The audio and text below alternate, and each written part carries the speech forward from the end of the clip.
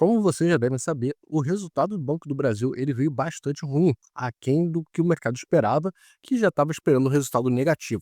Vamos olhar agora tudo o que você precisa saber sobre esse resultado e se você precisa vender as suas ações, se você mantém ou se é uma ótima oportunidade para você comprar mais e encher o carro. Então vamos lá, escorrega aquele like, curta, compartilha e vamos lá. Quando eu peguei essa imagem aqui no começo do dia, no começo do pregão, da abertura do pregão, a ação do Banco do Brasil estava caindo cerca de 2% em virtude do resultado que o banco apresentou, bastante aquém do que o mercado esperava. E o resultado realmente foi bem ruim. Só que olha como é que o mercado é louco. Ele abriu o pregão caindo 2%, só que mais à tarde ele já estava subindo 2%. Toda a queda que ele pegou no dia, ele reverteu. Então, para você ver, para você não agir por emoção com relação ao mercado. É óbvio que cair 2% e subir 2% não é a mesma coisa, mas você pelo menos tem uma recuperação de algo ali que ficou para trás. Analisando outros números do banco, você tem que o Banco do Brasil, nesses últimos 12 meses, te entregou uma rentabilidade negativa de 21%. Ou seja, se você tivesse investido, comprado alguma cota no último ano no Banco do Brasil, você teria perdido dinheiro e não teria perdido pouco, porque você teria perdido 20% no preço da cota e você ainda teria perdido mais os 5% da inflação. A ação, o dividend yield do Banco do Brasil, ele está ali quase 12%.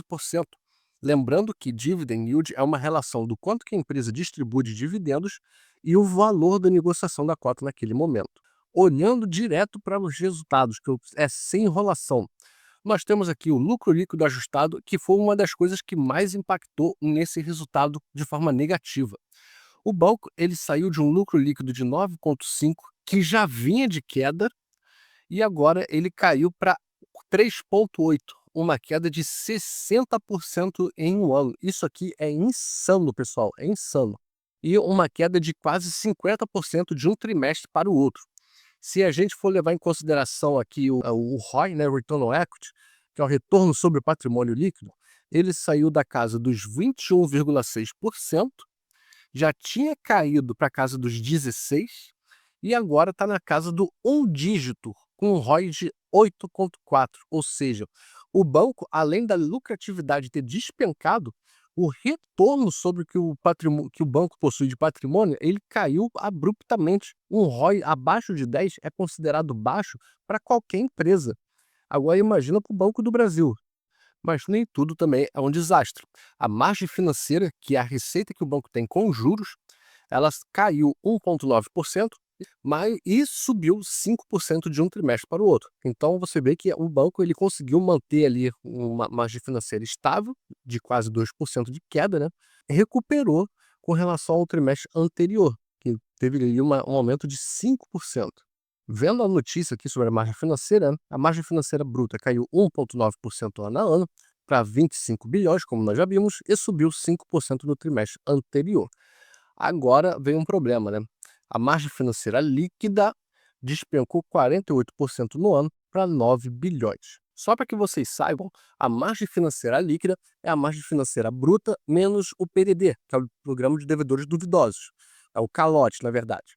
Então, se a margem financeira líquida caiu 48%, tirando o PDD, e sem o PDD ela estava caindo 2%, então você tem um indicativo de que a qualidade do crédito do Banco do Brasil ela está muito ruim, porque a queda com PDD e sem PDD é muito grande. Outro ponto bastante ruim é o custo do crédito. Quanto maior for o custo do crédito, significa que você está pagando mais para adquirir determinado benefício ou vender determinado serviço. O custo do crédito no intervalo de um ano aumentou mais de 103%, quase 104%. Aqui é uma parte positiva, que é o crescimento da carteira de crédito do banco. Olhando a carteira de crédito do banco, você vê que o agronegócio ele corresponde pela maior parcela da carteira, seguido de pessoas jurídicas, depois de pessoas físicas. E no intervalo de um ano, houve um crescimento relevante e, mesmo assim, no intervalo de um trimestre para o outro. Então, o banco, apesar de todos os pesares, ele conseguiu crescer a sua carteira de crédito. Olhando a carteira de crédito expandida, que inclui títulos privados e garantias, As pessoas jurídicas passam a ter o percentual mais relevante, seguido do agronegócio e pessoas físicas. A carteira de crédito expandida total, ela cresceu 11,2% no ano e 1,3% no trimestre a trimestre. O maior crescimento foi para pessoas jurídicas, 14,7%. Pessoas físicas e agronegócio tiveram o mesmo crescimento no ano. A carteira de crédito expandida, como nós já vimos, ficou em quase 1,3 tri, um crescimento de 11% aproximadamente no intervalo de um ano e um crescimento de 1,3 no intervalo de trimestre a trimestre. O índice de cobertura ele caiu, saiu de 184 para 179 e você vê uma piora no crédito, de uma forma geral, né? Saiu de 3,8 para 4,2, o INAD acima de 90 dias, inadimplência, e o INAD acima de 30 dias saiu de 5,5, o que já é alto, para 5 para 6 ali aproximadamente.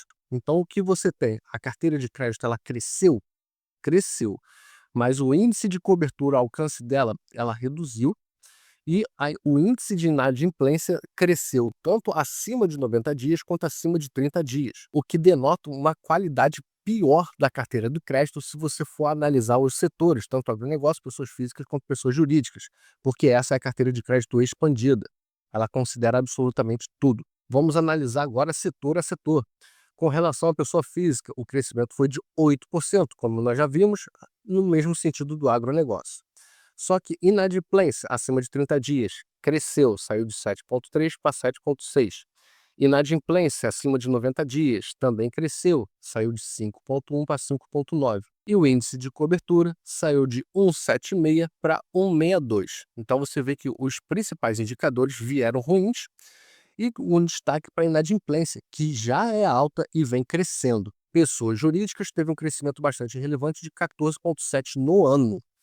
Com relação à inadimplência acima de 30 dias, caiu. Opa, positivo.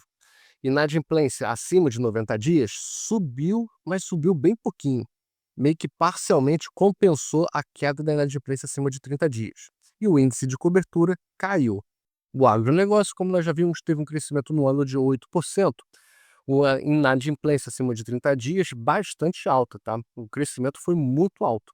Saiu de 4,1 para 5,3.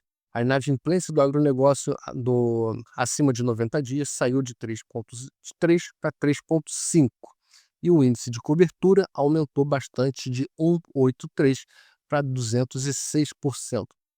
Então, a qualidade do crédito do agronegócio ela tem diminuído bastante em troca desse aumento do índice de cobertura, ou seja, a concessão de crédito que o banco tem feito não visando uma qualidade dele, e sim uma quantidade. As despesas administrativas que eu trouxe aqui para vocês, elas também aumentaram 4,7 no ano e 2% ali trimestre a trimestre. E a receita com prestação de serviço caiu 1% no ano e subiu ali quase 5% no trimestre. Você vê que o Banco do Brasil ele tem apresentado resultados conflitantes. Você tem um aumento da despesa administrativa, mas uma redução na despesa com a prestação de serviços. Você tem um aumento na receita de crédito, da carteira de crédito, mas você tem uma redução da qualidade dela. Você tem, em determinado período, um aumento na sua receita com juros, que é a margem financeira, mas se você tirar a qualidade do crédito, que é o INAD, o PDD, você tem uma queda absurda. Então você tem resultados toda hora parcialmente um compensando o outro. Por isso que o resultado ele não é conclusivo de uma forma geral. Você tem que analisar caso a caso e ver se isso faz sentido para você. Olhando o relatório agora das casas, inadimplência pressiona resultados, você já sabe tudo sobre isso, nós já vimos tanto de pessoa física, jurídica e agronegócio, e derruba a ROI, que é o Return on Equity, que saiu de 21,6 para 8. Foi uma queda desastrosa, a mínima desde 2016. A Genial aqui trouxe o que ela esperava, expectativas de resultado, esperava um lucro na casa dos 5 bi, o mercado esperava um lucro na casa dos 5,2 bi e veio 3,7. Ele reflete principalmente a piora na qualidade do crédito e, consequentemente, aumento das provisões.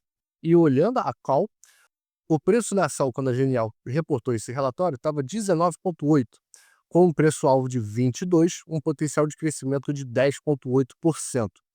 Porém, para a Genial é manter a ação do Banco do Brasil, é neutro. Se você tiver a ação do Banco do Brasil, não compre ou não venda. Se você não tem ação do Banco do Brasil, não compre. Morning Times, Banco do Brasil, lucro cai 60% para 3,8 bi, abaixo do esperado, ROI encolhe para 8%, pior marca em décadas. Para você ver o quanto que foi ruim esse resultado. E as notícias ruins não param. Money Times vai pingar menos dividendos do Banco do Brasil. Banco do Brasil corta a fatia distribuída aos acionistas. BBAS cortou as projeções de payout, parcela do lucro distribuída para os acionistas, de 40% para 30%. A call de investimentos do BTG, o Banco do Brasil tem um preço-alvo de R$ 24,00, um preço hoje de 19,8, com um potencial de crescimento de quase 21%. Porém, a recomendação é neutro. Se fosse outra ação aqui, com certeza a recomendação seria comprar, por causa desse potencial de valorização.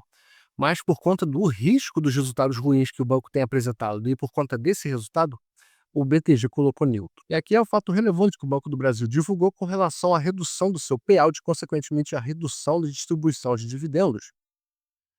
O Conselho deliberou pela revisão do payout para o exercício de 2025, fixando-o em 30%, via juros sobre capital próprio ou dividendos. O que eu quero deixar aqui para vocês é que, se você tem Banco do Brasil numa proporção razoável na sua carteira, não precisa vender. O Banco do Brasil ele é muito grande e muito resiliente. Esse momento de queda que o banco está sofrendo, ele é momentâneo, acredito eu, tá? Se você tiver aquela proporção baixa, não vai ter problema algum. Se você não tem ações do Banco do Brasil, segura um pouco antes de entrar. Se você é investidor iniciante, quer começar na Bolsa de Valores agora, não comece pelo Banco do Brasil. Comece, por exemplo, com o Banco Itaú, que é muito mais seguro, pode ter ali uma distribuição menor de dividendos, mas ele é bastante rentável, entrega resultados consistentes e vai fazer muito bem para sua carteira e dar estabilidade para você. Beleza? Deixa aqui nos comentários o que vocês acharam do resultado do banco, se vocês têm ações do Banco do Brasil, se estão pensando em vender, se estão pensando em manter ou se vão comprar mais para aproveitar esse momento de queda. Um grande abraço, valeu e bons investimentos.